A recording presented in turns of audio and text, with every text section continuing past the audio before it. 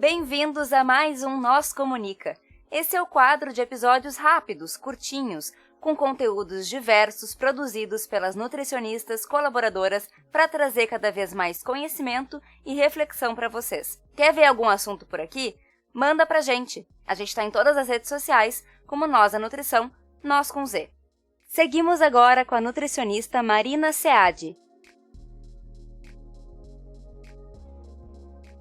O uso de animais em pesquisa ainda gera muito debate no mundo inteiro, mas a gente não pode negar que estudos pré-clínicos são extremamente importantes e que os animais utilizados nesses estudos ainda são uma ferramenta essencial. Mas antes de explicar como funciona a utilização de animais em pesquisa e o que é necessário para um projeto com experimentação animal existir, eu gostaria de pontuar algumas questões que ainda justificam esse uso em 2021. Os estudos pré-clínicos existem por diversos motivos, mas dentre eles a gente pode citar levantar hipóteses, elucidar mecanismos e atestar a segurança para nós, seres humanos. Levantar hipótese diz respeito a, como o próprio nome diz, testar alguma hipótese em pesquisa e avaliar o quanto ela é promissora ou o quanto daquela teoria consegue ser aplicada na prática. Por exemplo, digamos que eu tenho uma hipótese de que um medicamento que é primeiramente desenvolvido ou que foi primeiramente desenvolvido para combater a inflamação nos tecidos periféricos também pode reduzir a inflamação no sistema nervoso central. E essa inflamação no sistema nervoso central, em algumas doenças neurodegenerativas, ela é um processo chave para o prognóstico desse caso. Então, isso é uma justificativa importante para eu testar essa minha hipótese. Só que para testar isso, eu preciso saber primeiramente o quanto desse fármaco passa pela barreira entre o corpo e o cérebro, e depois avaliar se essa quantidade é biologicamente relevante, ou seja, se tem algum efeito.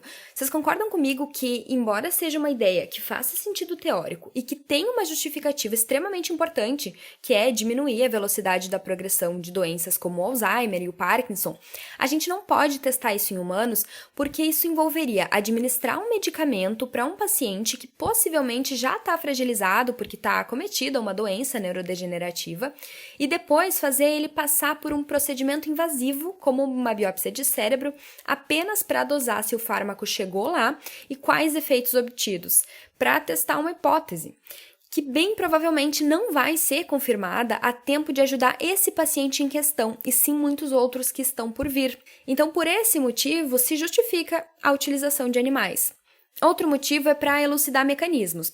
Elucidar mecanismos tem muita relação com a proposta da pesquisa básica em si, que é entender como as coisas funcionam e gerar o conhecimento pelo conhecimento, que depois pode ser aplicado. Por exemplo, para a gente simular exatamente quais proteínas são mobilizadas em resposta à entrada de um vírus numa célula específica, um modelo de cultura de células pode ser a melhor forma de testar, porque vai envolver apenas essas células num ambiente isolado e vai nos proporcionar uma compreensão muito mais específica do mecanismo que a gente busca em questão. No futuro, esse conhecimento pode ser aplicado para o desenvolvimento de fármacos ou compostos que atuam nessas proteínas específicas e que podem moldar de alguma forma a resposta do nosso corpo a esse vírus. Para isso, a gente precisa de células cultivadas e a origem delas geralmente envolve animais. E por fim, outra justificativa para o uso de animais em pesquisa seria estudos que atestam a segurança de alguma coisa para nós, seres humanos, que seria basicamente testar e definir doses seguras de consumo tanto de aditivos alimentares quanto pesticidas, medicamentos e xenobióticos em geral. Nesse campo, dependendo da área, já existem algumas alternativas válidas de testar esses compostos em ambientes sintéticos, que seria sem utilizar os animais. É o caso de muitos produtos cosméticos, por exemplo, que não precisam de animais para ser testado e liberado para uso. Mas o mesmo a gente não pode dizer para o desenvolvimento científico em outras áreas. Agora que a gente entendeu alguns dos motivos, a gente pode entender como que a gente define o uso de animais em pesquisa e quais cuidados são necessários num projeto. Todo projeto que precisa de animais deve levar em consideração alguns aspectos antes de ser submetido às agências responsáveis por aprovar ou negar esse uso de animais.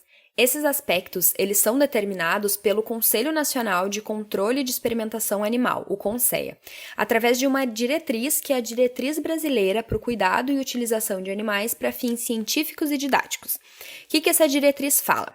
Ela fala que as atividades científicas ou didáticas devem considerar, por exemplo, a justificativa para o uso de animais, então se existe uma justificativa, a substituição do uso de animais, então se existe uma outra forma, utilizar essa outra forma, a redução do número de animais utilizados e o refinamento das técnicas que permitam reduzir o impacto sobre o bem-estar dos animais. Então, por exemplo, eu vou fazer um procedimento cirúrgico nos animais. O que eu vou fazer para minimizar a dor deles? Como que vai ser a anestesia? Como que vai ser a recuperação? Eu realmente preciso fazer esse procedimento? Eu realmente preciso utilizar esses animais? Não tem uma outra coisa para eu poder fazer? Então, isso é uma coisa que eu preciso pensar antes mesmo de escrever um projeto para submeter. Aí, com base nessa diretriz e na literatura atual, a gente envia o projeto para uma comissão de pesquisa das unidades. No meu caso, por exemplo, a comissão de pesquisa na bioquímica. E depois a gente encaminha ao CEUA, que é a Comissão de Ética no Uso de Animais. Depois de aprovado, o projeto pode ser executado. Para ser executado, é de responsabilidade da instituição e dos alunos garantir as boas práticas na manipulação dos animais. Um ponto negativo que eu posso citar aqui é o fato de a gente não ter obrigatoriedade em relação ao treinamento dos pesquisadores. Mas na palavra da pesquisadora, eu posso contar para vocês que eu não conheci um pesquisador que não tenha buscado treinamento adequado, tanto através de cursos oferecidos pelos centros de reprodução e experimentação de animais em laboratório, quanto dentro do próprio laboratório com os colegas mais experientes. Porque manter o bem-estar dos animais, além de um compromisso ético, é um cuidado básico para o bom andamento do modelo experimental. Animais submetidos a condições estressantes, além de ser uma questão extremamente antiética, têm um impacto negativo até nos resultados da pesquisa. A gente sabe que o estresse, condições de higiene inadequadas e manipulação incorreta dos animais podem afetar em parâmetros importantes da saúde deles, portanto, inviabilizar o meu modelo experimental. Por isso, é de interesse comum de todas as partes que os animais sejam tratados da melhor forma que a literatura e a tecnologia nos permitirem.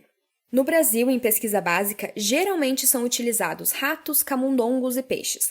É dever do pesquisador compreender a fisiologia do animal que ele está trabalhando e estudar as técnicas que vão ser utilizadas no projeto. Todo pesquisador, independente do curso de formação da graduação, pode realizar os procedimentos, desde que bem treinado. É uma coisa que bastante gente me pergunta, precisa ser biólogo? Precisa ser médico veterinário? E por isso que eu, mesmo que eu seja nutricionista, eu posso realizar procedimento cirúrgico, por exemplo, nos animais, porque eu fui treinada e capacitada para isso.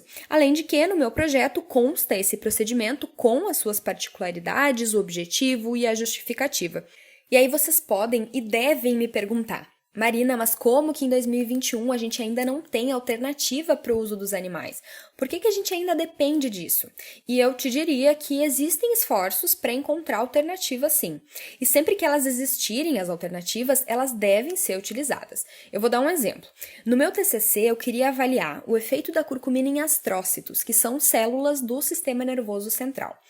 Mas era meu primeiro trabalho, eu não era bem treinada e eu precisava testar a hipótese de que aquele composto tinha um efeito naquelas células. Por isso, ao invés de submeter animais aos experimentos, eu utilizei o que a gente chama de linhagem celular. Na prática, é uma célula derivada, nesse meu caso, de um tumor de cérebro. Um glioma, que por ser um glioma, por ser um tumor, tem uma multiplicação celular muito eficiente.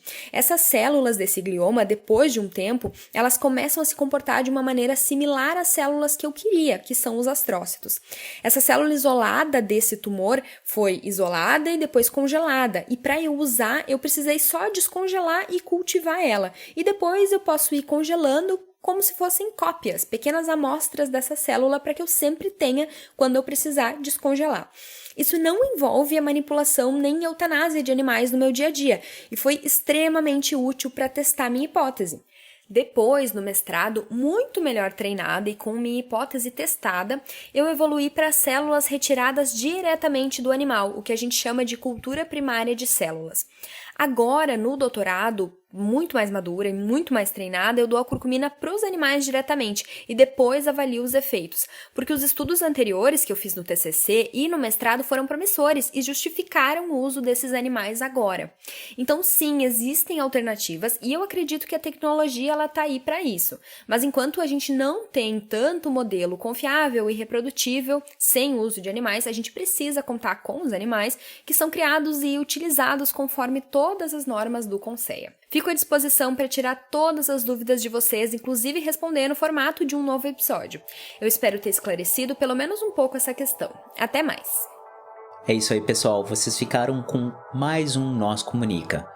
Se vocês querem entrar em contato conosco, vocês nos encontram em todas as redes sociais por @nozdanutrição, nós com Z, ou vocês podem mandar um e-mail para contato@nozdanutrição.com.br. Vocês podem falar conosco ou falar com as Nutris colaboradoras que estão produzindo esse conteúdo sensacional. Entre em contato conosco. Vamos lá.